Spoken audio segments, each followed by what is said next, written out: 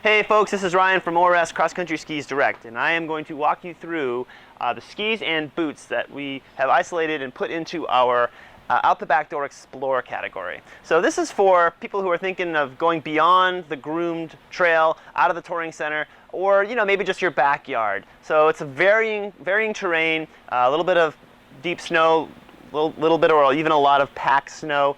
Not real steep hills and deep powder, but more just your exploring the woods, maybe occasionally at a touring center, but generally you're off trail. You're exploring the woods and in fields around your house or in the park, something like that.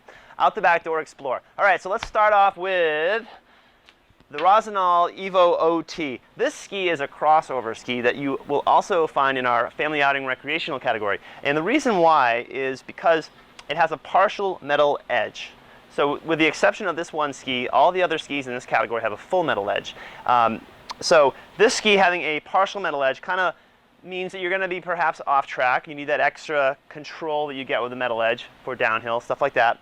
But having only a partial metal edge, you're kind of limited as to how far off the beaten track you're going to go. The partial metal edge, again, gives you that extra control underfoot, but by keeping the tip light and flexible, it makes it a little bit more comfortable for touring on packed snow surfaces, stuff like that. So this is just a one sort of ski that kind of bridges the gap. But we do put it in. It's a good sort of all-around ski. It will fit in a track, and it's decent on some packed snow and a little bit of deep snow. But if you're moving even further toward the spectrum of off-trail, then we'll start out with skis that have full metal edges, and we'll start with the Fischer Spider 62. This is a classic ski. We've had this classic, meaning it's been a good seller for many years. It's a compact backcountry touring ski, however. Full metal edge, waxless base, and a pretty generous scale section right there. That's going to give it really good grip on hills, but yet Fischer is all about performance. The gliding surfaces are going to glide across the snow really nicely. The ski has a real snappy, lively camber, so it tours really well. It fits in a track, yet it has a full metal edge, so it can go off track, and it has just enough width for some stability in softer snow and ungroomed surfaces. But really, this is just a great ski for, cruising along. It's going to zip along pretty quickly, especially on like a snowmobile trail or something like that. So that's the Spider 62. Rossignol has two skis that can kind of for on and off trail, the BC65 right here and the BC70. These have been in the line for many years. The BC65 is the narrower of the two. It's also sized a bit longer for your weight, so it's more toward the packed snow surface, whereas the BC70, a little bit wider, size a little bit shorter, more for off-trail. The way Rossignol sells these two skis, they say for 60% on-trail, 40% off, go with the 65. For 60% off-trail, 40% on, go with the BC70. So a wider, shorter length ski is going to be a little easier to maneuver around bushes, trees, that sort of thing, and a narrower, longer ski is going to glide better on packed surfaces. So you decide where you think you'll be most of the time, and that should help you pick which of these two skis is best for you. Full metal edge, plenty of fish scales for lots of grip on hills. So these skis aren't necessarily focused on the best glide you're going to get. They're more for stability and good grip on hills with some decent glide for when you are cruising. So BC65, BC70 from Rossi. Love those skis. All right, now these two skis here are getting more toward the backcountry side of the spectrum. So start off with the Outback 68 from Fischer. This is a ski really for breaking trail, off-trail, packed snow surfaces, stuff like that. You're not doing you're certainly not in any kind of a groomed track with this ski. You might certainly be on some packed snow, but it's generally not going to be machine packed. It's going to be packed from other people skiing ahead of you, or snowshoers, or perhaps something like that. But pretty wide platform under your foot, going to give you a lot of stability. It's going to break trail pretty well, and obviously a full metal edge, going to give you that downhill control that you need, with lots and lots of grip, thanks to a very generous scale pattern, and just a really nice, lightweight, awesome ski for exploring in the sort of beginning backcountry spectrum. Great ski. And then for an even wider ski, the 88 the S-Bound 88 from Fischer. Now we're getting a little bit more side cut, so the ski is now moving toward the side of the spectrum where downhill turning is coming into play. Extra width for deeper snow.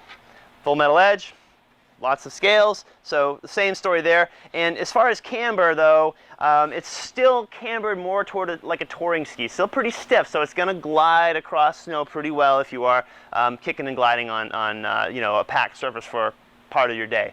But really you're looking into more deeper snow.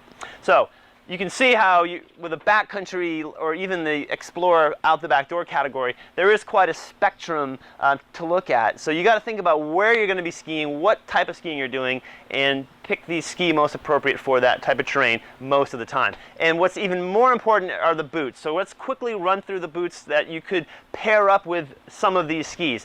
The first boots are the sort of performance touring boots. These are actually touring boots that use a touring binding, but they have an articulating cuff, so they have enough ankle support to steer the lighter of the skis that are in the spectrum. So here's the Alpina T20 Plus for women, the T20 Eve, and then we have the T20 Plus for men. And then we have the comparable models from Rossignol, the X5 FW for women, the X5. Same story, articulating cuff, so it gives you that extra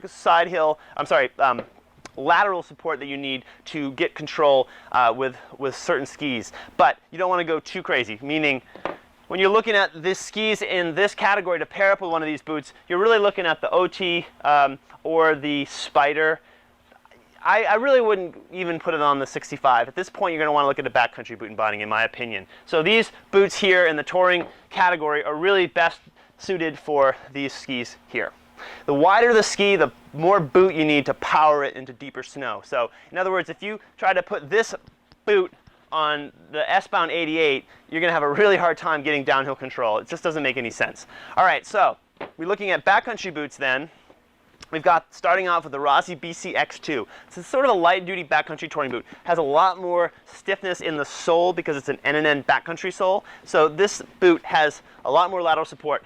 So it's going to work great on these two skis, but you could also pair it up with the BC65 or the BC70. I would even say maybe the off-track 68, but if you're looking for optimal downhill control, then I would stick to this half, being that this is a pretty light-duty backcountry boot. NNN backcountry boot. Unisex. Boom. Alpina 1550 for women, the 1550 Eve. Standard 1550 for men. This boot's been around for a long time. It's one of our best-selling boots. I'll show you the women's here. It's got a lot of support, super cozy, super warm, and just a nice, great backcountry touring boot. And again, perfectly matched up with these guys and sort of in the middle of the range. You might put it on the S-Bound 88, but again, it's a little too wide. I would stick more toward this end of the spectrum with this boot. If you want the most support you can get from an NNN backcountry boot, here we go. This is a Rossignol BC X10. Big old tall articulating cuff, zippered lace cover, power strap, a lot of support for the ankle, pretty tall boot. So this thing has the oomph needed to power the S-Bound 88 or the off-track 68 here, certainly. And then if you were to put it on this guy, you're probably talking a little bit of overkill. This is a pretty heavy boot compared to like a nice lightweight touring boot, but you need that extra support if you really want downhill control with some of these wider skis. So really deciding which boot and which ski go together is also part of the buying process, thinking about what works best. General rule of thumb, the wider the ski, the bigger the boot you're going to need. All right, so again, you're looking to explore a little bit off trail, you just want an all-around light backcountry ski, then these are the skis and boots to consider. If you have more questions, give us a call. My name is Ryan, ORS Cross Country Skis Direct. Thanks a lot and have a great day.